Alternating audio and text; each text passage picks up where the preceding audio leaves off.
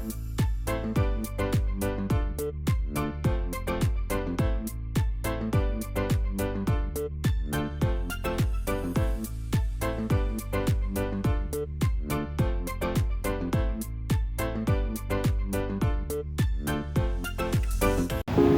is going on, guys? Welcome back to the channel.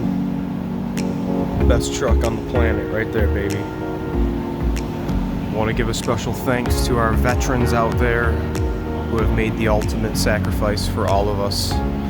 Thank you, thank you. And now we got to get this thing back on the road so that we can shuttle them back to their appointments. This 16550 came in. It's got about 80-some thousand miles on it, 81 I think. And the concern is for a check engine light. So I have IDS already hooked up. Let's go through the self-test and see what we got. Alright, after pulling the KO-EO self-tests, we have these two set in our PCM. And their definition is intake air temp sensor 1 circuit high, and then what is our 100 mass or volume airflow sensor A circuit. I have definitely had some issues with this connection right here. Oh look, they don't have any batteries up here. They got them on the side in the compartment down in the belly of the bus. Kind of neat, don't usually see that too much. But yeah, back to this, I've seen some issues with. I haven't necessarily replaced too many of these. I've had one or two of them that had some green corroded pins in it because of this failed connector. But most of my issues are right here. So before we touch anything, I'm going to pull up our data logger here. We're going to look at our intake air temp sensor with the key on, and you can see our data stream. We're live right now, and we're reading 12.2 degrees Fahrenheit. So I'm going to try to get this here in the same shot. You guys can see me wiggle it. Watch the value. You can see it. Oh yeah, look at that. You can see it jumping. Look at the graph. You can see the value changing. I'm just doing this, rocking it back and forth, and you can see it fluctuate. So right now what I'm going to do, I'm going to slowly dissect this and see if I can come up with anything out of the ordinary. Alright, right now as I sit here, IAT is reading 23 degrees Fahrenheit. So I'm just going to go ahead and clip this off. It moved just a little bit. I'm going to move this out of its shell here. Oh yeah, definitely moving. We went from 12 to 19 to 17. So the next thing I'm going to do, let's see if we can shed a little light on here. I'm going to try to disengage this shell from the actual connector now that this is no longer fastened to the harness. So let me see if I can, yep, just like that. I'll slide these little feet out. Slide that way. Okay, it's still at 17. It's going 17, 15 degrees right now. We are going to reuse this if we are not going to put a pigtail on it, if that is our issue. Alright, let's review the wiring diagram, shall we? Here's our mass airflow sensor, and here's our connector. You can see we have 4 pins in our 6 cavity connector. And going to the PCM, you can see the IAT sensor circuit wire is going to be this violet with gray. So let's pay a little close attention to this violet. I'm going to go back to IDS here and see. Right now it's reading 35 degrees and our data stream is live. So our violet with gray is all the way over here on the left side of this connector. It actually goes underneath these blue wires. Let's take a very careful look at this. I don't want to disturb it that much. Right now we're reading 35 still. I'm going to slowly tuck. Okay, right now I'm at 15. I barely moved it. So what do we got going on here? Let's see if I can pull these ones down. See if I can rotate this harness, get this purple on top. 32 degrees, 33. Okay, as soon as I rotated this, let me turn this around so you can see.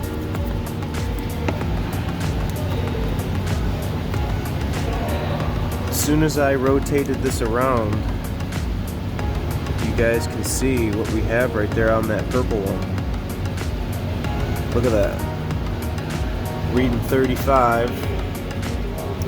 Let me see if this got super thin. Maybe just one strand of wires hanging on.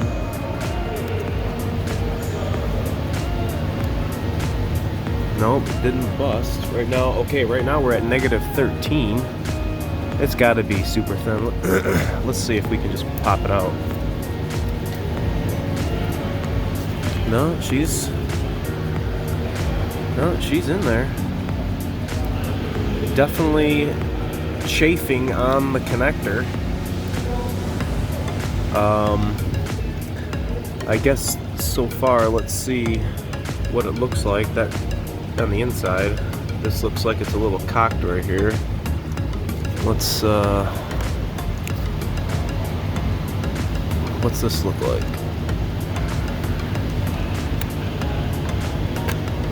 See if we can get this off without disconnecting the actual sensor. Okay, wow, you can see we're totally chafed on that housing. Okay, look what IDS is reading now. -40. -40. Alright, so let's just go ahead and disconnect it. We're going to take a look at the inside pins. Oh my gosh, no way, look at that. That's so funny. I was just telling you guys that I replaced one for green corrosion. Oh my gosh, I wouldn't have thought. I didn't even disconnect it and to look prior to me making that video, or this video. Look at that, that's freaking hilarious. I so called that too. Wow. Alright you guys, so right now I'm going to get a new mass airflow sensor. That's awesome. I am going to get a new math connector. Mind you, the new connector is going to come with 6 pins, so I don't like to cut these off. What I like to do is de-pin this properly, and I'm going to make the connector look identical to this, and we're going to fasten this back to the new mass airflow sensor, and we're going to take a before and after visual look and reading here on the PID. So let me get some new parts, guys. Remember, only use the best parts. Alright, we're back. You guys can sort of see the green corrosion. It has since dried after me getting my new parts. Okay, new mass airflow sensor. This is the part number. Pretty much all the same. I would say 17 to current model year, different. And then your electrical connector is this part number, like I was showing you guys, or talking about prior to doing this, how it has 6 wires in here. But let's get this opened up. Alright, let's open up this bag here and get out our new connector. And we got a bunch of other stuff in here. Alright, they didn't give us any of the bullet connectors, but here's our new connector. Again, remember how we take this off. We're gonna just go ahead and pop this guy out like that. Oop, didn't get it. Okay. Turn the light on here. I don't know if that's gonna work or not. There we go. And we pull that out like that. See those fingers on there, guys? That goes right into these little slots, and they just pull out. So currently, how we sit, the wires are all the same length, but when we coil them back around like this, they're all different lengths now. So you got to figure out, do you want to cut it when it's like this, or do you want to cut it like this and then make your wiring repairs? So you got to kind of think ahead of what you want to do to make it look nice, because you don't want it to be rigged up. But remember how I was showing you guys, it had these four middle terminals are what we are using, and I don't want to leave these guys on here because we don't need them, and I don't want it to look silly looking. So what we're going to do is just pop this end cap off like you saw me do on the old one, and I am just going to work it all the way off. All the wires are going to go through there. So that leaves our back like this. You can see the little rubber grommet. Secondly, we're going to go ahead, I probably should have my pick, but I think I got it. Oh, let me get my pick, right tool for the job. You want to pop this red thing out. Be careful not to skewer yourself. Oh, we just got it out. And then the next tool for the job to depin, this is I got it off Rotunda. You guys can check them out. They got a lot of good stuff on there for essential tools that we have to use. But if you guys can see, way down in here, first off, we want to be going in like that and not like that. We want to go underneath this tab, so make sure you're holding the depinning tool correctly. So we actually want to go down on top of the pin. I hope this isn't going to lose focus. I'll go on top of the pin. I'm going to try to flip this tab up, and then I'm going to pull the other wire out, see if I can get it. Alright, I just got it out. I'm just going to pull it right through. Okay. And then the same thing goes for this one.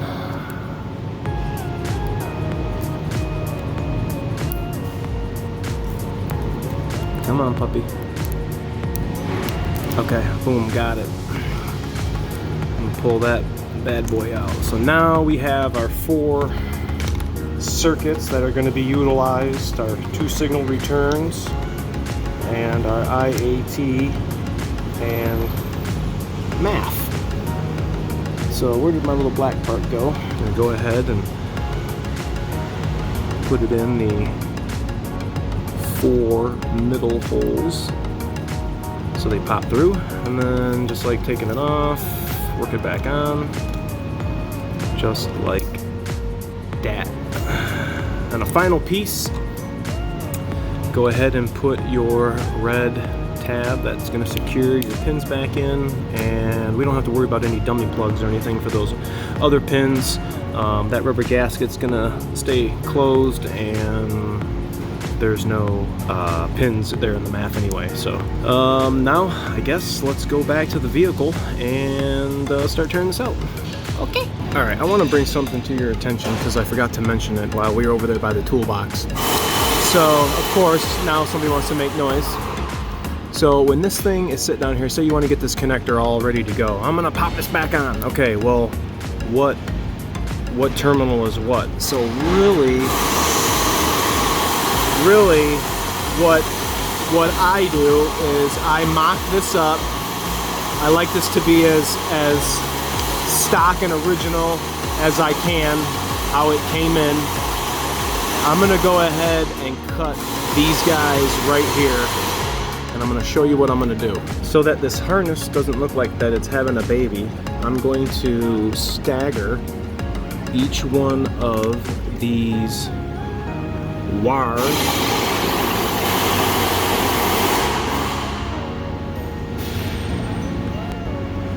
And let's do this one down here. So I'm gonna have something, or you will have something that sort of looks like this, okay?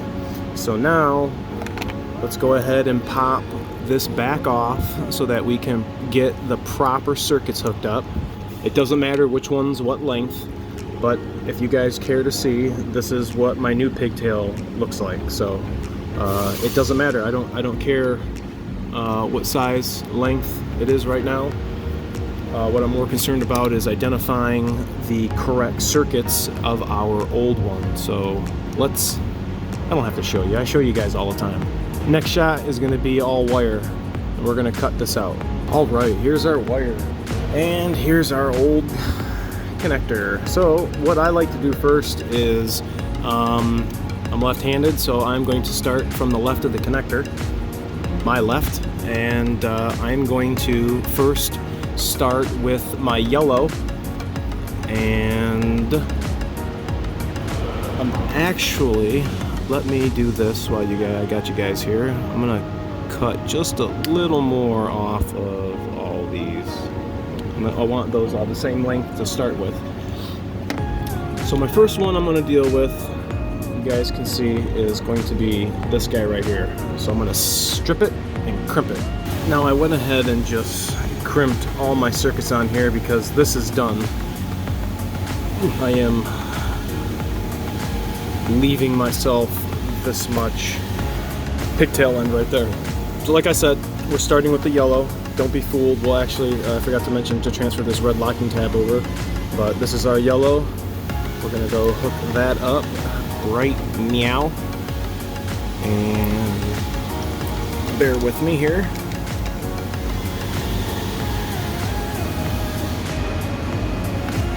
I don't have to worry about soldering my electrical connections because I make connections for life. I don't have my electrical connections come back with a problem. Make sure they're done right the first time. Hit it with a little heat.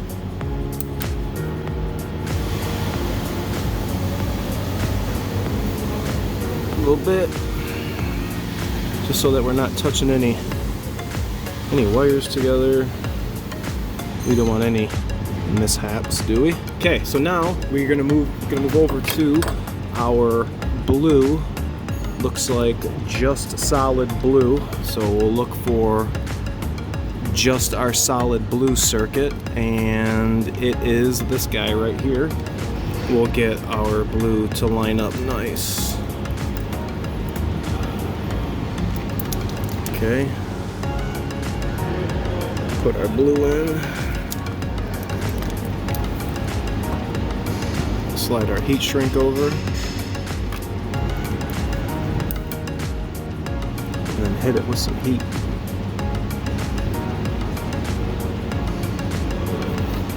Gotta make sure you get that glue. Gotta get that glue to come out. Slide it down just a smidge. Oh yeah. Okay. Now that that's done, I'm gonna go to the next blue one. Our next blue one is gonna be that guy right there. So let's strip that one, shall we? Need another piece of heat shrink. Heat shrink right there. Crimpers right here.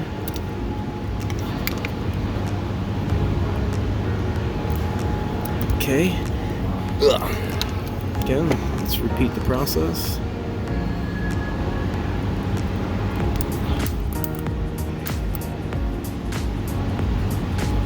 Hit it just right. Have you guys ever done this? Or any techs out there? I'm sure you guys have probably done this. And then our last one, which should be our violet. So let's see where we're gonna be here. I'd say we cut it right there. A little chop. And then when we fold all these wires, they're gonna lay pretty much right where they should be, so that I can tape it up all nice and make it look like nobody's been in here. So, oh, there go my wire strippers. Got them.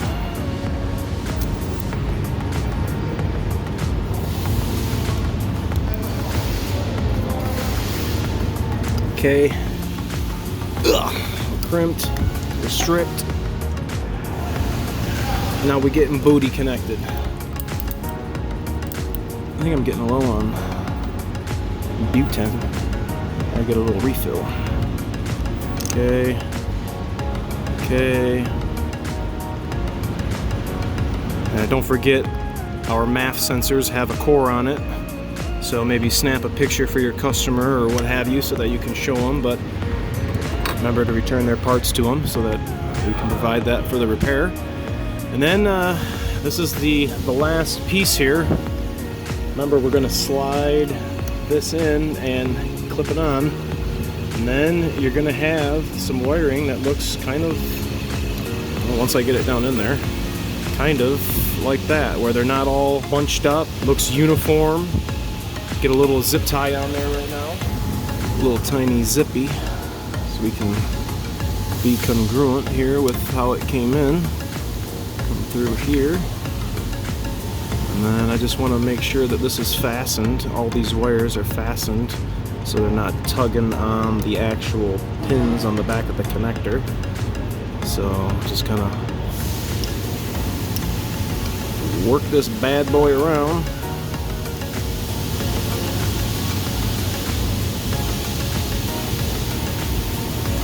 Just a tight little spot right in there. Got it. Okay, so it should look something like that. And then old Richie, Limitless, awesome little snips. Thank you. Since we did put a little extension on here, I wonder if we could add just something small, and I'd say maybe that long.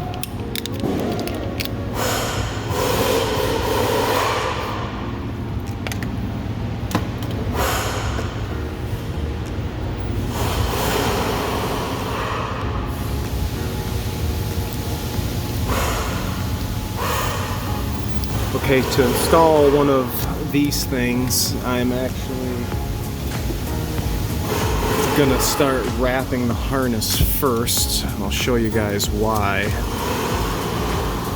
I'm gonna give it just I want the tape on the old one, the old convolute, and then I want to go just around the harness enough. So now, what I'm gonna do is slide my new piece on, but what my goal is, I want the tape to come out this slit in the convolute. So if you get it on there right, it hopefully should look something like this. You got the tape coming out of the harness. See, like that? So now I'm going to try to keep the tape nice. I'm gonna wrap down back onto the OE harness so I can cover that ugly dusty tape mark. And then I'm gonna go back up the harness towards the electrical connector pigtail. Just trying to make it look as fashionable as possible for my beloved 6.7s, and most importantly, to get these veterans back on the road and to their appointments. With that said, our last thing for the electrical portion is to get our retaining tab and slide that old girl in, and she is primed and ready to go. Look at that. Other than seeing the green wires, well, maybe a little bit, you would never know anybody was in here. So let's get this mat installed. Alright, this comes out real quick. You're gonna find yourself using a T20. Don't lose the screws, because you're gonna be SOL.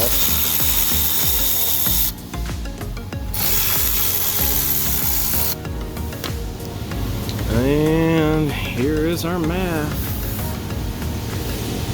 Guys, let's see if I can show you in there. Sort of, yeah, you can see the pins in there. All corroded. Our new one, all nice and spiffy.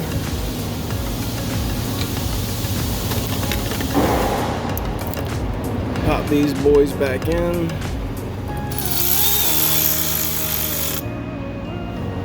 Oops.